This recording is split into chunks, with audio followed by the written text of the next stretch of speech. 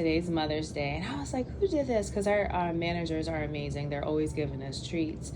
And then I was just like, this looks fresh, and it's the weekend. It's Sunday. I'm like, oh my gosh, this looks so good. So then I look over here, and, well, I got my card. I was like, there's flowers up there.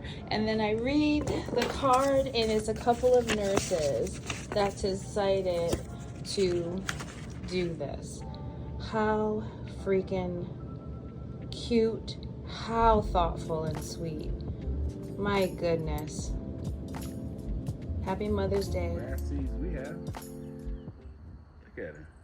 He's angry. Aww. He probably took all his energy to run over here. Yeah, that took his last energy. I was gonna throw this pole over there and make him leave. Oh, to scare him? Yeah, make him leave. But he ain't doing no damage.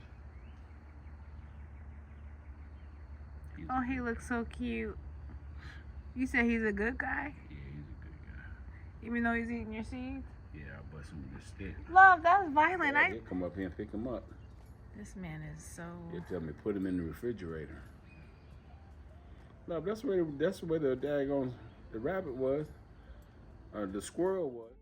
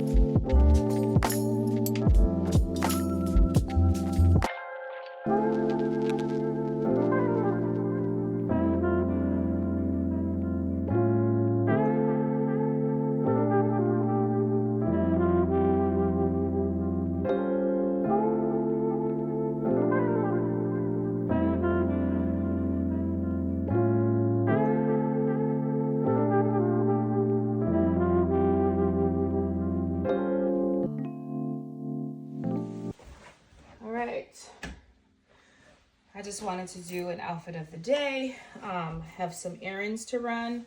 Well, really, I just got to go to the grocery store.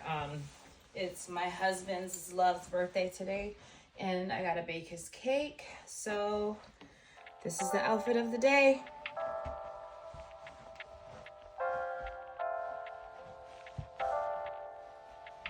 Which I think will work well. So step number 1 is to wake up at the same time 7 days a week. This helps regulate cortisol production in the morning, and it helps regulate melatonin production at night. I want to be clear, you can take one thing from this podcast. I think you even said we don't need 8 glasses of water. That's not that rule that we all learned. What is our benchmark for this? So I'll tell you what the benchmark is. And this is going to sound ridiculous, but it's the truth. It's what color is your pee? I've heard that before, yes. So if you have a light yellow tint or clear, you're hydrated. Anything other than that is a pretty good sign that you are dehydrated and need to add more water. But so you want your pee to be clear, but if my pee isn't clear, Michael, how do I get to that with doing the right thing? You want to sip, not gulp. This becomes very... Now, I am done at Costco. I need to go to the regular grocery store because I have a few things I got to pick up. I have a prescription I need to get. But first, I gotta get the little one from school. While I was at Costco, there was this woman who was pushing a cart, and the cart was like right here to her, like her height. She was short, and so the handle was about right here to her.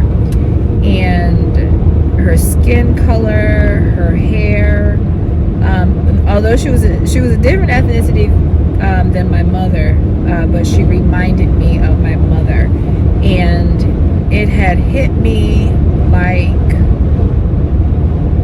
the emotions just hit me like a ton of bricks. The woman was so kind.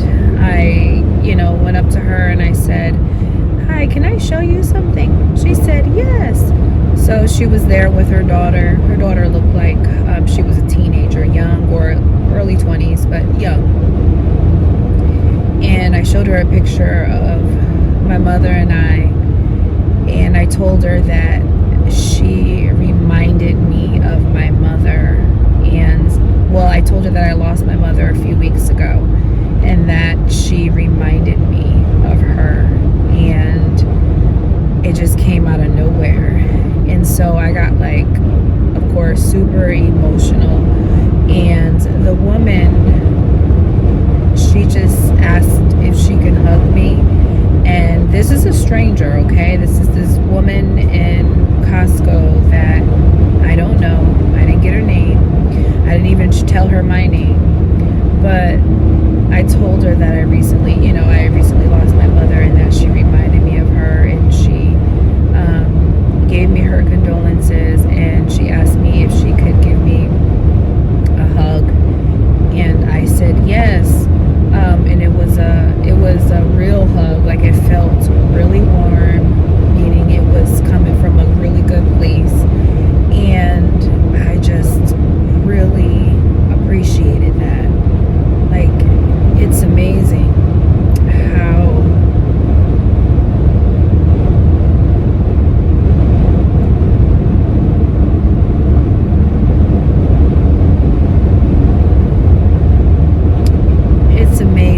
the human experience, how you could be a stranger could just show empathy and compassion, and in the moment it was what I needed, and I didn't know I needed it, but I'm so grateful for it.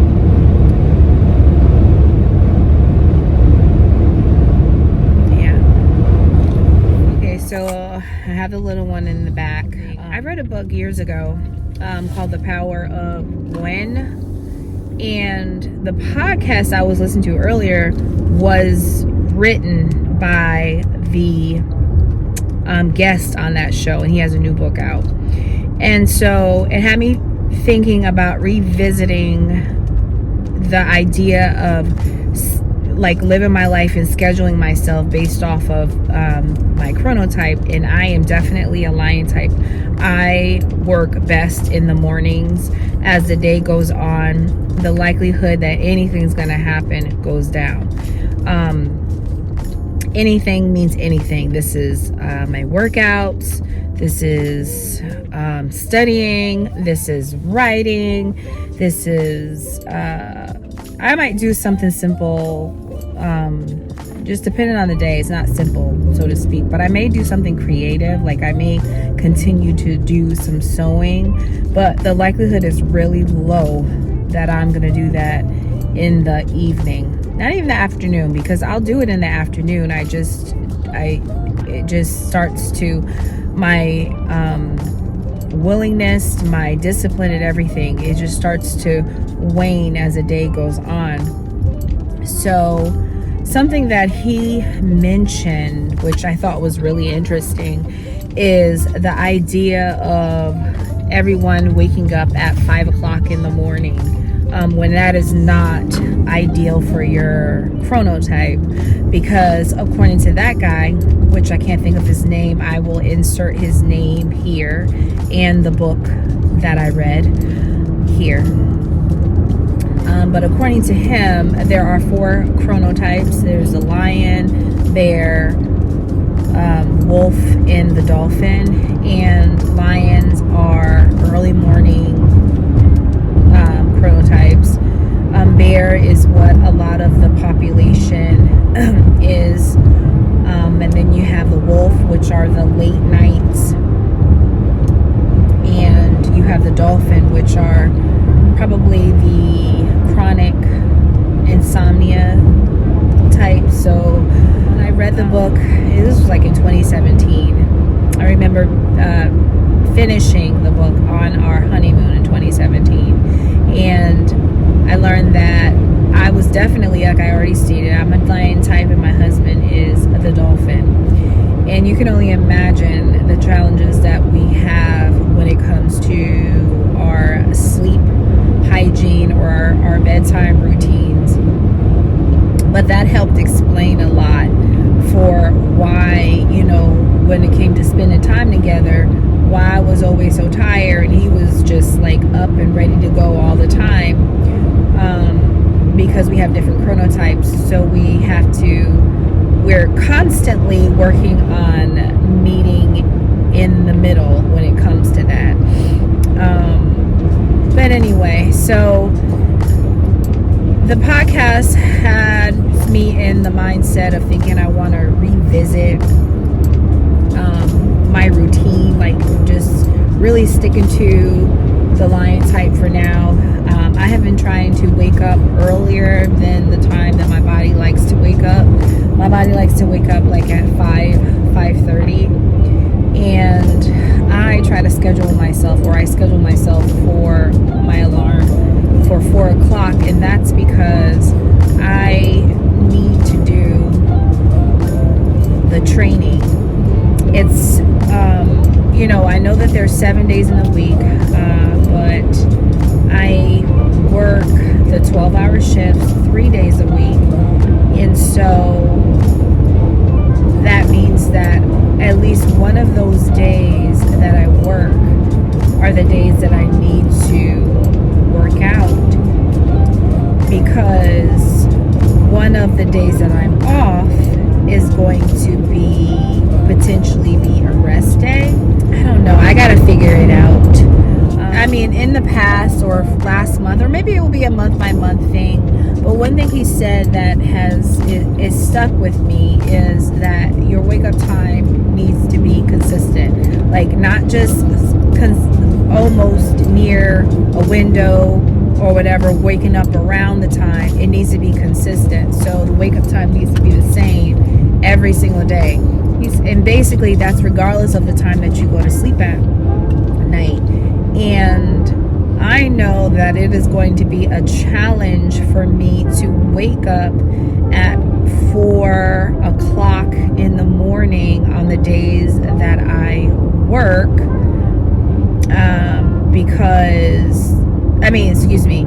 it's a challenge for me to wake up at 4 o'clock in the mornings of the day, the second day that I work, like the second day in a row. So I am going to need to make a decision if it's going to be 5 o'clock in the morning that I wake up, or if it's going to be 4:30, consistently 4:30. The other thing with that is that I realized that when I get up in the mornings, it is better for me to just go ahead and start moving my body right away, and instead of drinking the coffee. And maybe I read that in the book. Again, I read the book way back in 2017. I don't remember that part. I do remember hearing on a podcast years ago, some other podcast, it wasn't this guy, could have been from the same literature, because he said the same thing, that on the first 90 minutes of waking, you should not drink any coffee. It should be focused. You should focus on hydration, and that's it, because you have the cortisol built up. You can use that energy or that stress hormone to work out. I hope I'm saying that correctly, or I hope that's what I understood from what he said. I need to listen to it again to get the full meaning of it all, or full understanding of it. But that makes a lot of sense to me. Maybe if I get up at 5 in the morning, or even if I just wake up at 4:45 in the morning, that will give me an hour to do what I need to do in the morning, on the mornings before work. And this is a time that I will be able to wake up every day. I don't know, but it's something that I need to work on. I just want to be consistent with it, and I just want to get to a point where I'm not drinking a ton of coffee. I want to, you know, just have my 1 cup of coffee and maybe my green tea in the afternoon. Yeah.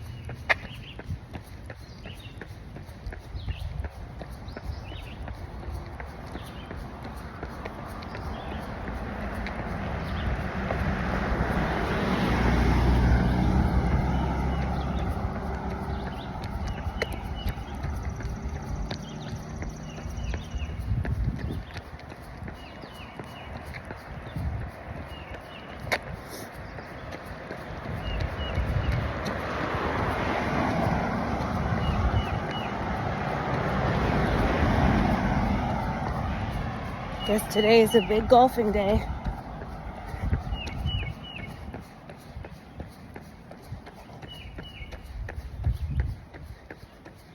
So you guys must hear the birds chirping. So the other day, first of all, y'all, hey, it's Friday and I'm doing my long run of the week, which is only a 10K, so that's 6.2 miles. And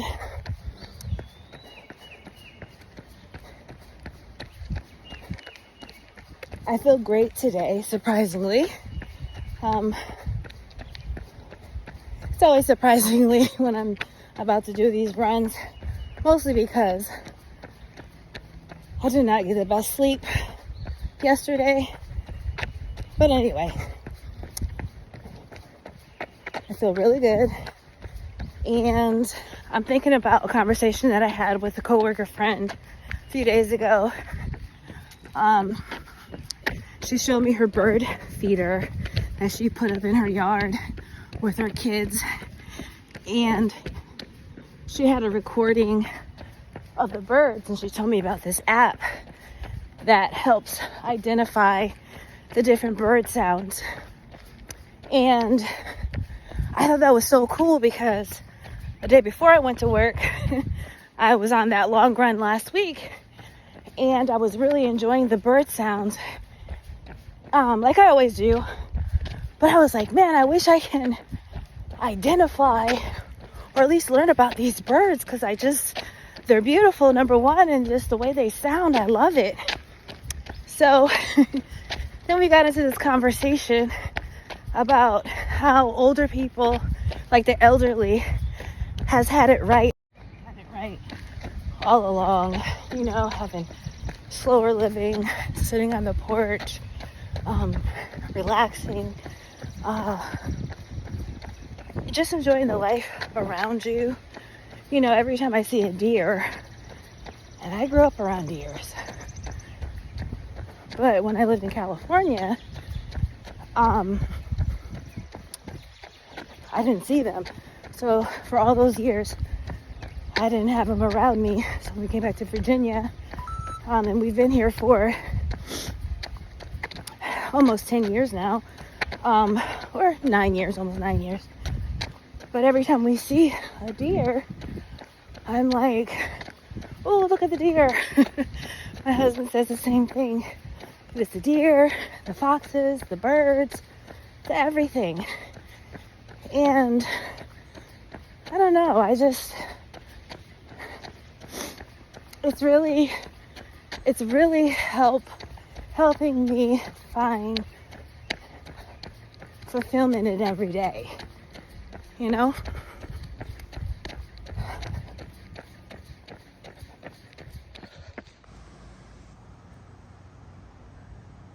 See the butterfly?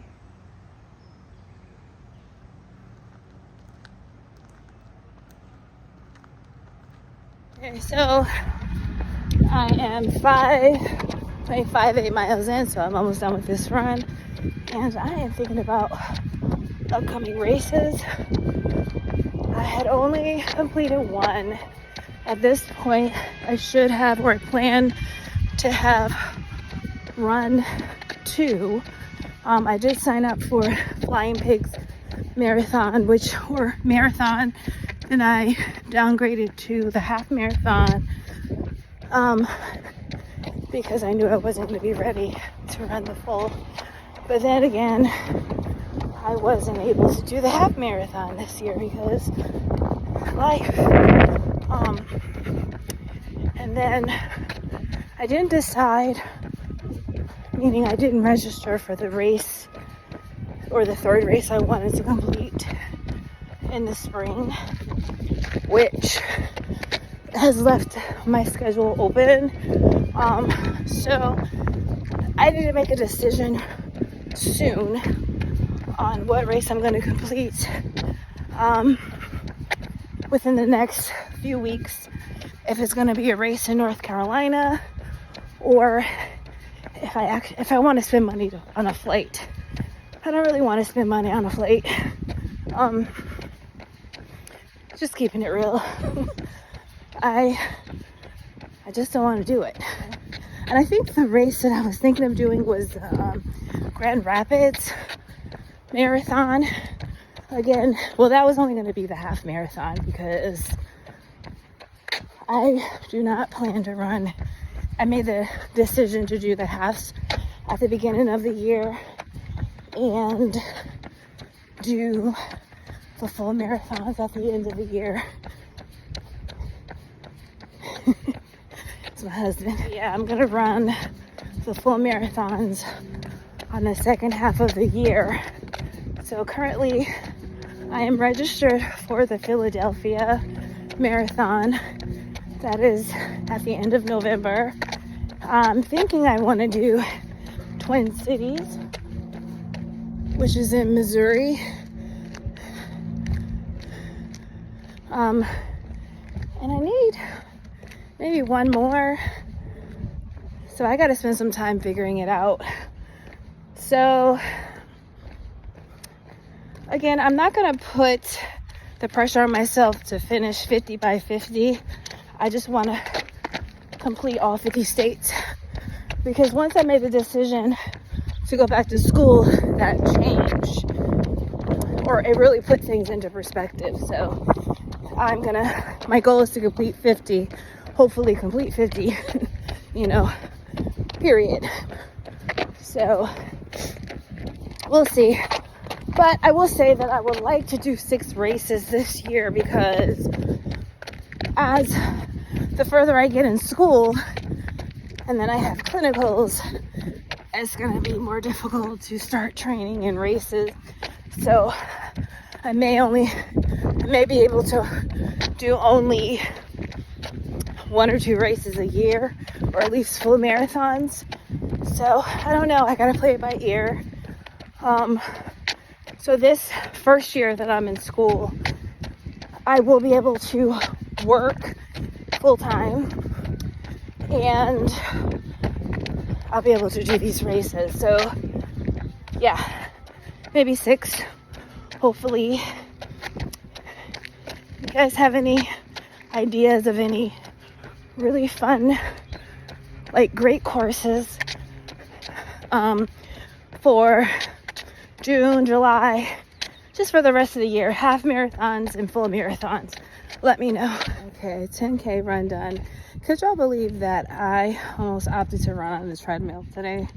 I needed to get outside, and I don't know, but I'm so glad I got out here and got some sunlight. Felt good. Look at this guy. I was trying to get you running. Stop running. All right, good morning. It's Saturday, and it's time to make the donuts.